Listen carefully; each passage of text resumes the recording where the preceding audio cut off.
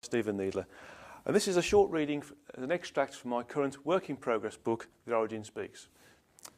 The Origin Speaks is a book which follows on from the history of God and Beyond the Source Book 1, with Beyond the Source Book 2 hitting the shelves in May 2013. In this extract, I'm talking to the Origin about its awakening process, and we specifically start to talk about event space, that space which is there beyond time. So I asked the Origin, "You mean we're going to witness your awakening?" And the Origin replies, he says, "Yes, of course. This will be essential observational work for you to pass on to mankind incarnate.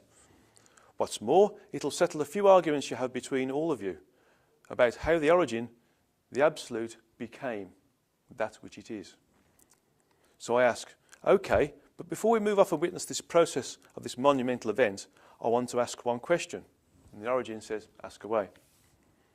How can event space record that which it isn't told to record? I mean, event space, from my knowledge, is usually invoked when there is a decision to be made. And that needs a sentient entity to create the decision point. The reason for event space to be in existence is the ability of an entity to be there. Or have I got this totally wrong? The Origin replies, "No, you aren't wrong.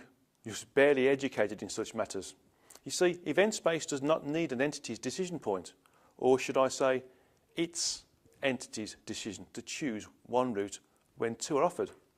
For as you rightly say, it needs a sentient entity to create the opportunity for the introduction of two or more realities. Event space is created when there's a change or a potential change in anything that was previously considered the norm, the mainstream condition of anything.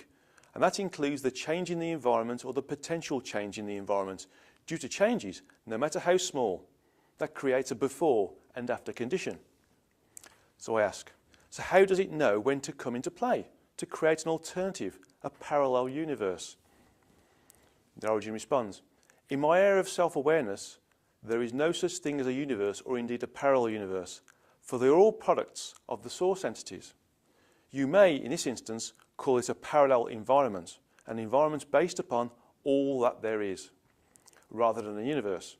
For in reality, that is what's being created, an environment based upon my area of awareness." Hold on, though, I say. Isn't that recreating that which you are, the Origin, the Absolute, the all there is? I thought you couldn't recreate that which you are. The Origin responds by saying, "I can't recreate me, but a parallel version of me can be created." But isn't that recreating you? Isn't a parallel version of you recreating you? The Origin says no. So I ask why. Because the parallel version of me is a local version of me and not me per se. Okay, so go on, I asked. When event space creates a parallel version of that which is subject to change based upon division, it does it on a local basis and not on a total basis. When I tried to recreate myself, and we will discuss this subject in more detail later, I tried to create the whole of me, of which included the totality of self that I wasn't aware of at that point in my existence, within myself. Not knowing exactly how expansive I was meant that I created an error in that which was created, and that location it was created in. In essence, I tried to squeeze those origins that I created into a fraction of that which I was aware of myself, hence them not surviving. Okay, that's a bit clearer now, I say. But you still haven't told me how event space knows when to create a new and parallel environment or universe or area of local space, aligned or unaligned to an individual entity or event. Just how does it do it? The Origin responded, "It simply becomes available and localized to that which is recognized as potential change point." A potential change point. Yes, I say, but how? Well, the Origin says, you remember talking to Source Entity 10? Can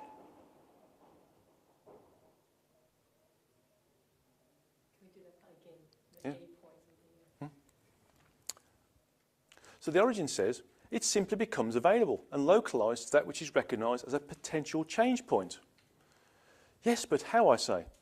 So the Origin says, well, you remember talking to Source Entity 10? Let's see Beyond the Source Book 2 for those who have read the books. About triangulation and how free energy is attracted to the opportunity for evolution, to multiply or grow by providing the opportunity for increased evolutionary content of those entities within the triangulation zone of both directional and inflational triangulation, effectively creating that which it is attracted to, evolution. Yes, I do, I understand, I said.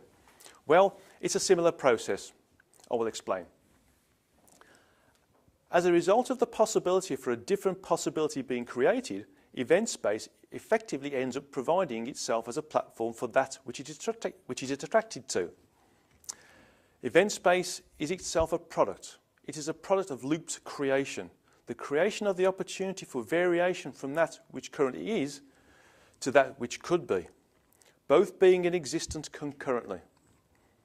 Indeed, it doesn't even need to inherit the opportunity, for if there is an instability in that which is, then there is the opportunity for at least a dualistic condition to arise in another future but simultaneously occurring event, therefore giving rise for the opportunity for the energies surrounding these two and or more conditions to be in concurrent existence.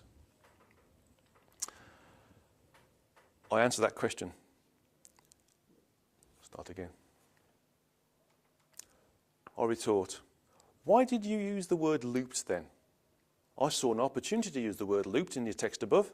However, I do have to admit that I've been hearing the words chicken and egg for the last 15 minutes in my mind's ear. And I can see how the chicken and egg concept can be called looped, for it is the unsolvable conundrum. It's a catch-22 scenario. The one creating the other, but the other needs to be created by the one before it can create itself, and therefore create the one. The origin responds, I see your problem in understanding. I will simplify it for you again. In your current thinking process, you are considering that things happen in a linear way. Well, they don't in reality, but you know this. In the greater reality, the chicken and egg can and do exist concurrently, before and after each other. In this way, the one can create the other without the need for the other's prior and linear existence. I consider you're frowning, so I will change the method of explanation. That which event space is attracted to the possibility of duality and its myriad expansion points of additional duality. You can call it geometrically fractal progression if you like. With the possibility of duality being available, the possibility itself creates the possibility of the creation of duality, which in turn creates the agitation in the energies surrounding the possibility of duality and its multiple possibilities, to the point of potential and therefore possible disharmony. This disharmony cannot exist in the same space, so a new space is created as a solution to the disharmony, a new event space. So I say, so event space is a disharmony of energies based upon the possibility of another possible reality, the possibility of another space. The origin says no.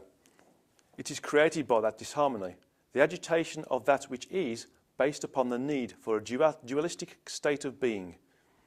In essence, it is the energies and other components that are created by the possibility of possible possibilities. And that's a taste of the origin speaks.